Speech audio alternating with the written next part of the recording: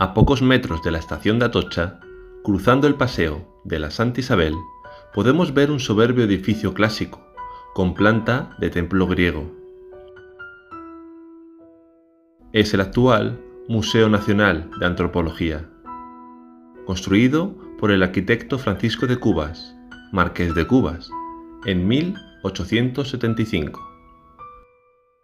La construcción y la fundación como museo anatómico o antropológico se debieron a la iniciativa personal del doctor Pedro González Velasco. Hijo de labradores, Pedro González Velasco nació en Segovia en 1815. Se crió en un pequeño pueblo segoviano. Al morir sus padres, se mudó a Madrid, donde pasó a servir en casa de varios aristócratas mientras cursaba estudios de anatomía. Llegó a convertirse en catedrático de operaciones en la Facultad de Medicina de Madrid y doctor en el Hospital Clínico San Carlos, mientras desarrollaba su gran pasión, la conservación de cadáveres para la enseñanza. Se dice que llegó a diseccionar más de 8.000 cuerpos.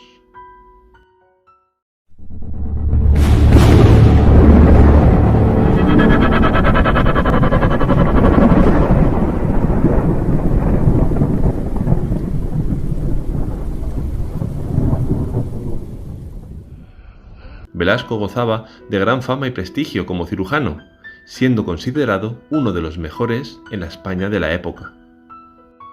Reunió una considerable fortuna que le permitió encargar a su amigo y reputado arquitecto, el marqués de Cubas, la construcción de una mansión que, además de servirle como residencia, se empleara con el tiempo como museo personal para acoger la colección etnológica que el doctor había reunido a lo largo de sus viajes.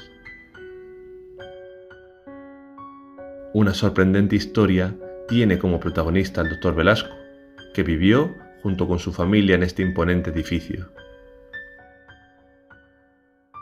María de la Concepción, también llamada Conchita, era la única hija del fundador del museo, la cual contrajo el tifus cuando era pequeña.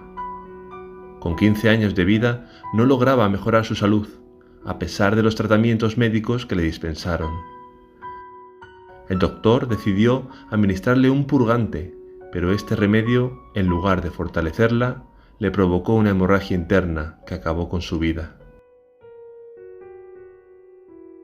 Destrozado el doctor y sintiéndose culpable de su muerte, embalsamó su cuerpo, que fue enterrado más tarde en el cementerio de San Isidro.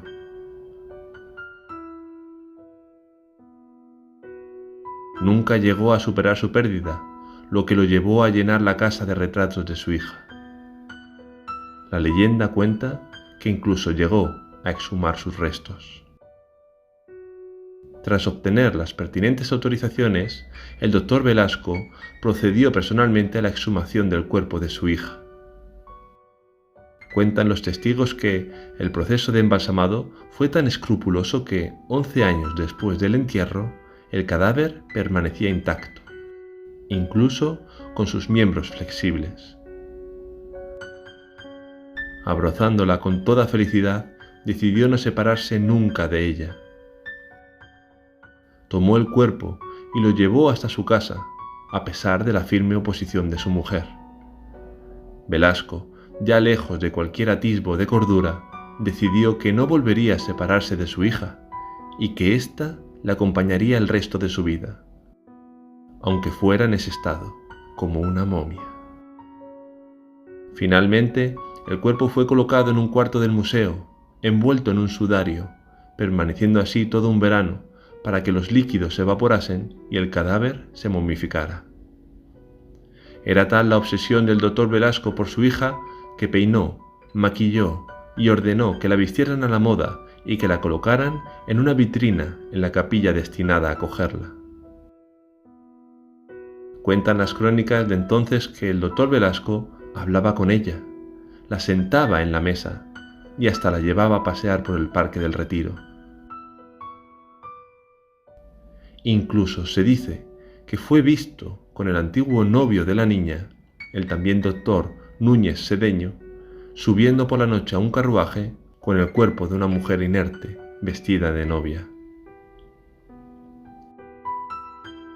Pasado un tiempo y presionado por la familia, el doctor consiguió en dar cristiana sepultura a su hija en el propio patio interior del museo. Allí acabaría él años más tarde, enterrado junto a Conchita. La ruina económica y emocional marcaron los últimos años de vida del doctor. Sumido en el recuerdo de la pérdida de su hija y aquejado de una grave enfermedad pulmonar, falleció el 21 de octubre de 1882. A pesar de que su deseo era que sus restos mortales descansaran juntos a los de su mujer e hija en el propio museo, años después su viuda, Engracia Pérez, que nunca aprobó la conducta de Velasco, decidió trasladar el cuerpo de Conchita de nuevo al panteón familiar de la Sacramental de San Isidro, donde actualmente descansan padre, madre e hija. Aunque los actos desesperados y dramáticos de un padre abatido y perturbado por la muerte de una hija no deben empañar la trayectoria profesional de uno de los anatomistas más destacados de nuestra medicina, es innegable que la macabra historia del Dr. Velasco y su hija Conchita ocupará siempre un lugar entre las leyendas negras que envuelven la capital madrileña. Ángel Pulido Fernández, médico y político español, escribió una vez: sus ojos estaban apergaminados y rugosos, sus mejillas negruzcas y endurecidas, pero el doctor se hallaba fascinado. ¿No le mata el ver que sus miradas cariñosas resbalan sobre aquel frío y repulsivo semblante?